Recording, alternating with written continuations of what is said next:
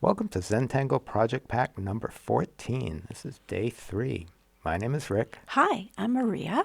and we're going to go to another page in this wonderful, wonderful book of quotations and musings that Maria wrote. This is a place that you can own it and then appreciate all of these quotes and think of, how they apply to how you express your artist. And we are going to work on this page. Every artist was first an amateur. That's an Emerson quote. Mm, And amateur is based on love. is it And really? yeah, it's doing something for the love of it, Oh, that's so cool. I right? didn't know that. Well, would amour in French, right? Exactly. So that little line that I drew under amateur to emphasize that love and appreciation and gratitude is the elemental stroke that we're going to use throughout this first section Oh, the part that's in the of square. this in this square. Yeah. So I'm emphasizing with my teal. Would that be teal? It's kind of a teal, Teal, yeah. green, turquoise jelly roll, which is my new favorite pen.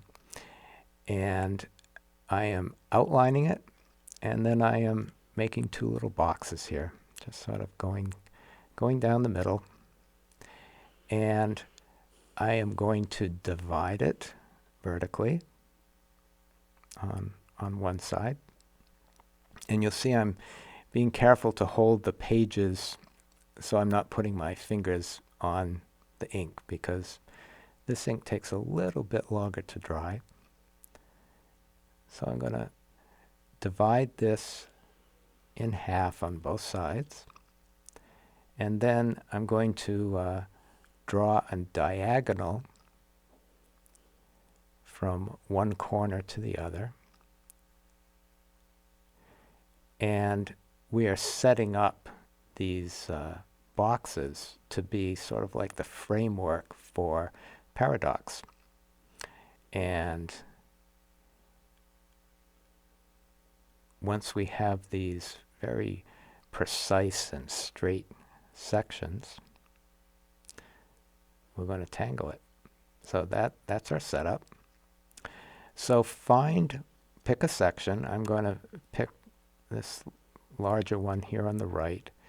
And the way that we've come to do this is go from the corner to the line. And then wherever that last line stopped becomes the starting point or the continuation of that stroke. So corner to line, and I turn my booklet each time.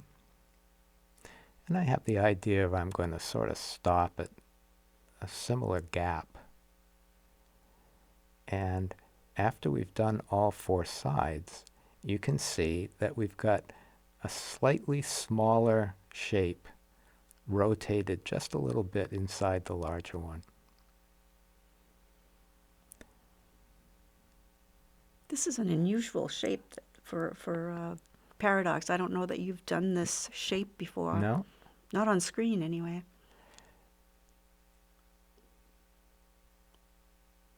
And this whole sense of being an amateur in the context of loving it, there's a sense of reverence for each stroke. So it's not like, okay, I got to get this done, or each stroke is special. It's not sketchy. It's not sketchy, right? It's not sketchy. It's not sketchy. It's deliberate, and we talk about deliberate lines in Zentangle, which is different than a lot of other art Yeah. forms. And in some ways, this inspires you to do it deliberately. I know that a lot of tanglers who are also quilters will play with this pattern because it's one continuous stroke, just doing straight lines, and then you stop, turn the fabric. You don't have to take your needle You out. don't have to tie off and Yeah, start right. again. So you're always just sewing. Yeah. So having that mental image helps you or helps me keep my place in doing this. So look at how, as we've continued to go, there's this gentle curve that is just naturally showing itself here. And that is the reason we called this paradox, because the paradox is that by doing straight lines over and over again, we get this sort of very gentle logarithmic curve. But it doesn't look like a curve made out of straight lines. It looks like a curve. It looks like a curve.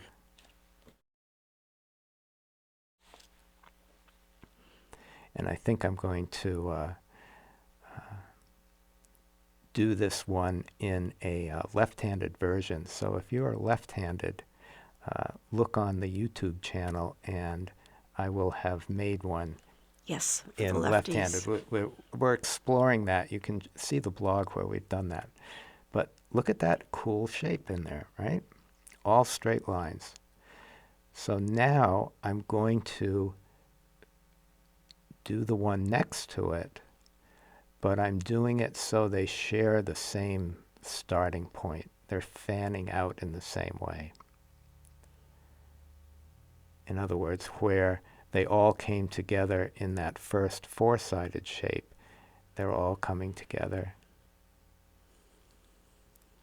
in the same way. So it continues that fan. And in your exploration, you could do it the other way just as easily, and you would come out with a different shape. And I invite you to, either go on the app where you can just search for free and see all the different ways that happens. But look at that fan shape that has appeared.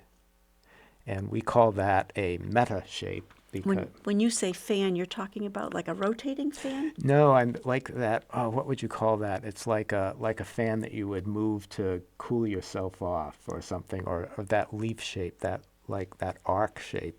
Okay. And I am going to just continue doing this, one stroke at a time, one straight line at a time, doing the four-sided shapes and the three-sided shapes.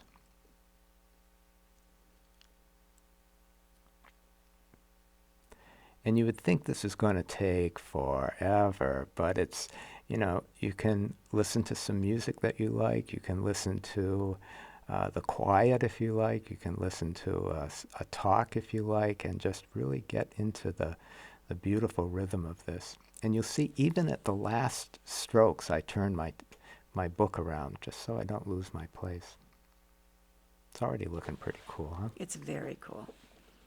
So you're always going to the next block and finishing off or starting off with the line that was already there. Mm-hmm. So you could have as easily started with that second line. Yes. Okay. And it would have. So as you do it, you'll get a sense of the different possibilities of going in different directions.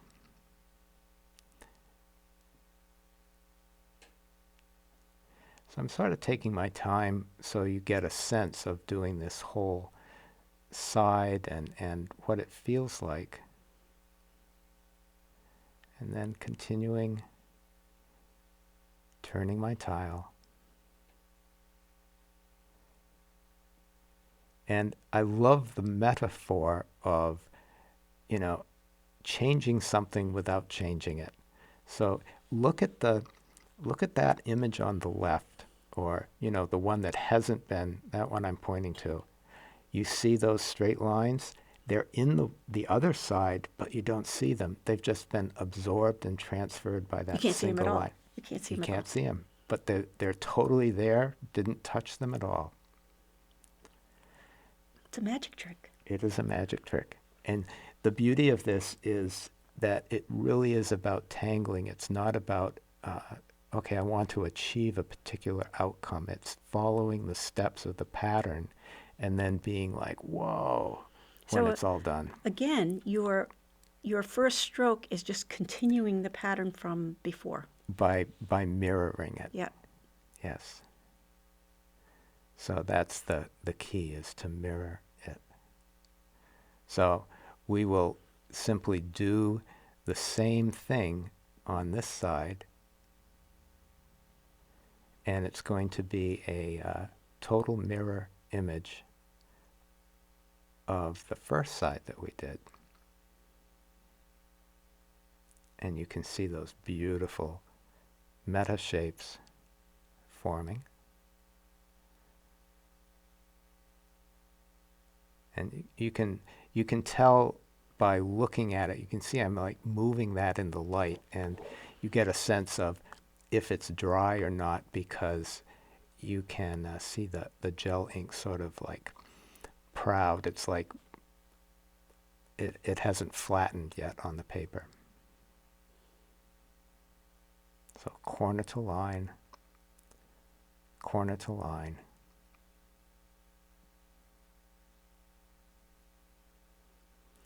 And then turning each time, and I'm always careful not to put my fingers on the ink. Get that last little triangle, even the last stroke, I'll turn it.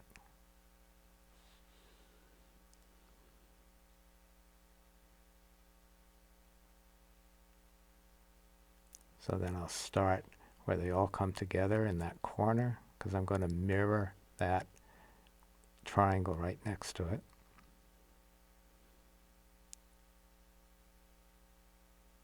And just by doing that, the dividing line of those shapes just becomes part of the pattern. And I like that, as we mentioned before, in some ways, to transform a situation, you don't need to remove it, you make it part of a new pattern. Even by using the very elements that created it in the first place, which was those straight lines.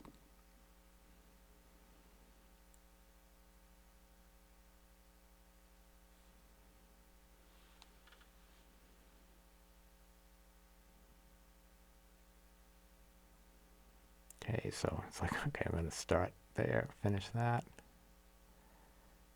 And we've got one more. So you're always starting in the corner. Mm-hmm. That was actually an insight that Molly came up with. When I first came up with this, I was starting at the line and going to the corner. But it makes much more sense to go in the corner and start in the corner and go to the line, because as she would say, it's easy to hit a line than it is a point. And an interesting story about this, see, I sort of make them meet just like my own inner game there. Interesting story is I came up with this and then discovered that, well, I wasn't the first one. It was an old quilting pattern. We also saw it in many different places afterwards. So I think that's probably similar for many of the patterns that we work with. Pretty much all of them. Yeah. Yeah. So that's all straight lines. Very pretty. So now let's switch pens. To this beautiful gray. I really love working with this gray pen. Gray Jelly Roll. I've made sure that the green ink is dry, and I'm just encouraging the pen to come alive, and just a very light stroke. I'm going to put an aura around this because I'm going to add another tangle, and the benefit of the aura is to separate the tangles to give each one of them a little air, so you've got a distinction between the two.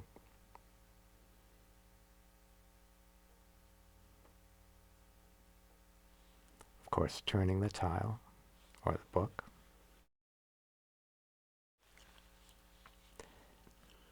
This tangle is going to be Hollis, and you can look that up in the newsletters and the story and how it came about. Maria and I were doing a seminar and Zen again in Taiwan, and we wanted to have something that was a pattern that was inspired by a local pattern, and we found this in these beautiful Chinese pottery, like plates and vases and everything in this museum in Germany. It's like, oh, this will be the perfect tangle, and so we introduced it there.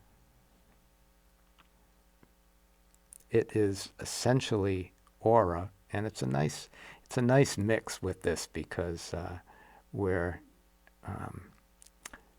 having nice curvy lines next to these straight lines that actually make curves.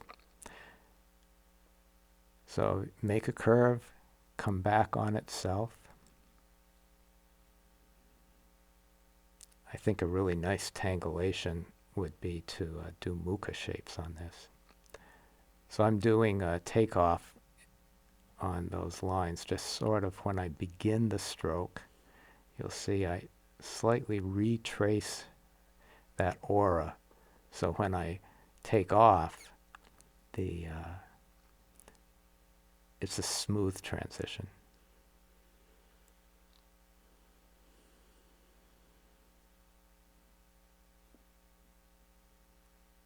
And then just go right across the binding there. So there's no rhyme or reason to the shapes or the sizes of the curves. This is just ad-libbing as you go along, which is exactly the most fun part of Zentangle. It's totally different than what's in the middle. And that's a really good point because I'm responding to each element as I put it down. I'm not at all planning ahead like, okay, I want this many on this side, and I've got to cram one in. Just follow what the inspiration is within the boundaries, if you will, of the mechanics of that particular tangle that you're working. So I've got these all going in one particular direction, and now I'm going to add the really inspired part that was from that pottery motif.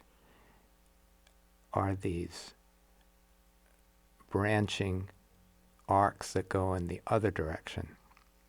So you make an arc and then just aura it back down. And then stop.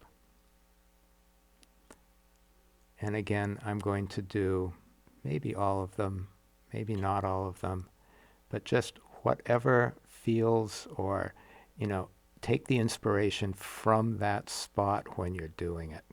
And then as you're doing it, love it. Just really, really have that sense of reverence for that line. No one else could make that line but you. Well, that's a good point. Right? And appreciate it for that. Yes. I've already made this line, so it doesn't need to be recreated.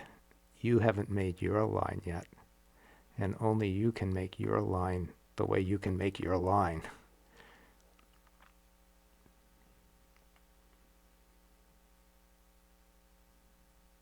I think that's why this whole process is so valuable, and why, the quote that was in Maria's first day is so important, because it really does soothe each individual soul to bring into existence what each individual soul, only that soul can bring in.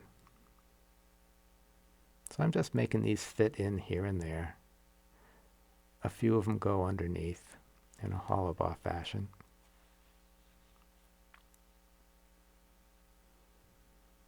So that's a nice little frame there. maybe a couple more. So what I did there is I looked at it, and then I just felt, oh, there could be something in that space. So let's just put something in that space. And that is totally up to you. So you decide, okay, just put something in. I know when I'm watching Maria, she'll look at her tile, and then He can hear me thinking. there's always one more thing. It's like, I'm done, I'm not. I'm done, I'm not.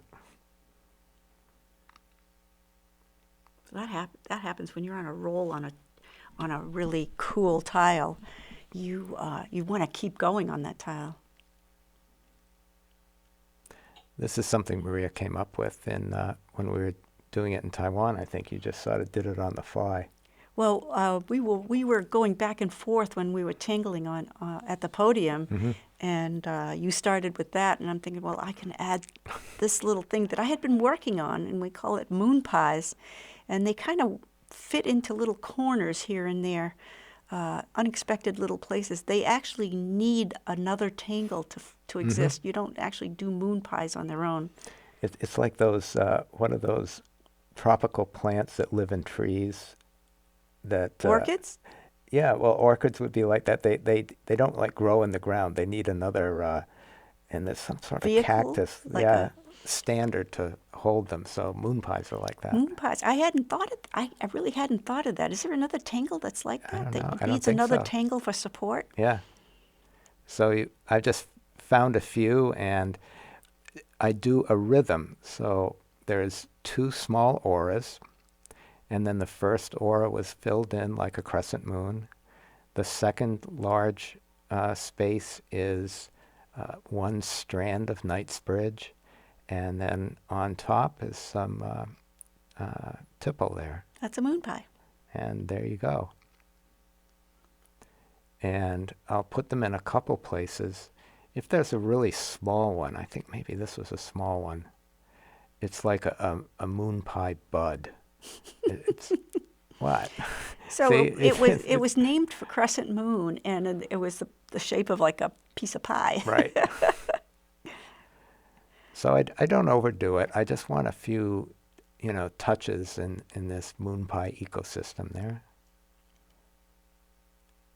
Okay, I think, yeah. So now I'm going to take my gray jelly roll and just aura around the tipple Of the moon pie. of the moon pie. Boy, Can you well, imagine somebody listening to this? Listening to this, I Trying think, to what figure- language are they speaking? Tipple and aura around the moon pie. Got it.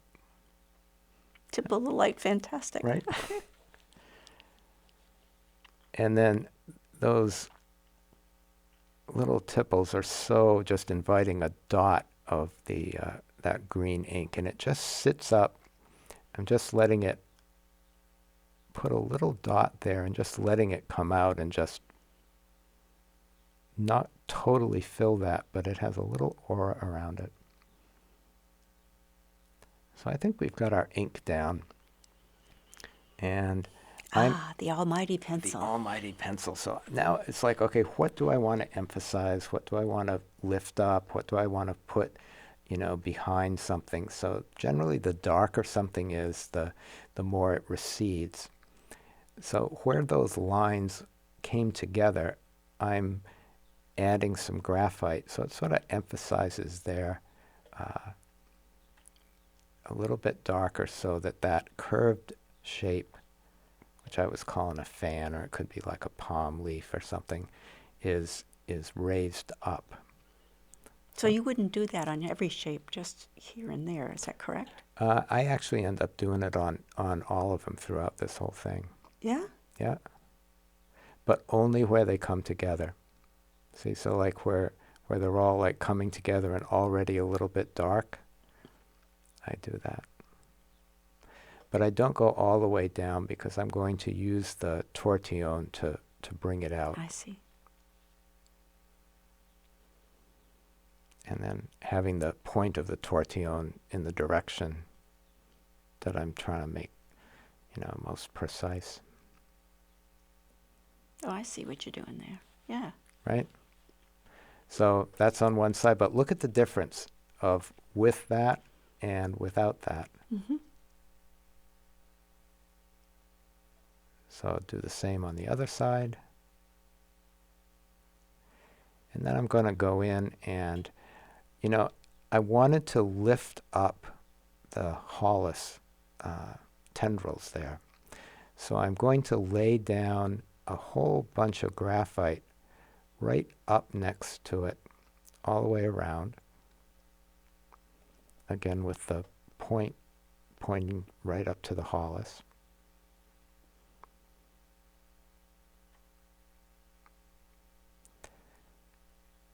Oh, so you're going around the squares. Around the whole square. Mm-hmm. And then once I've got all of that done, I'm going to take my tortillon and just in little circles both invite the graphite into the paper and then slowly entice it out towards the edge. And as that happens, it gets lighter and lighter and lighter. But by staying, not going over the Hollis now all of a sudden becomes more contrasty and visible. The paper that is in this book is so wonderful to use the graphite on, as well as the ink. But see how that really lifts those out, and you can see it. Nice effect.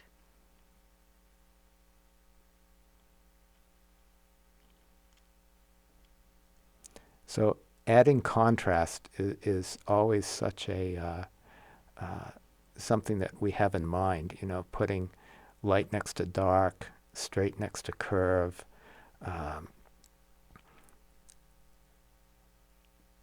Right? Solid next to line. So those, right? Go ahead. I was just going to say, if anybody wants to fool around with the E, there's that big E there that you can tangle yes. around too. Feel free to do that. And then, once you're done, find a nice place for your chop. And remember, the whole point of doing this is the amateurness, is the loving it, is the deliberateness. And thanks for hanging out with us. See you later. See you soon. Bye Bye. now.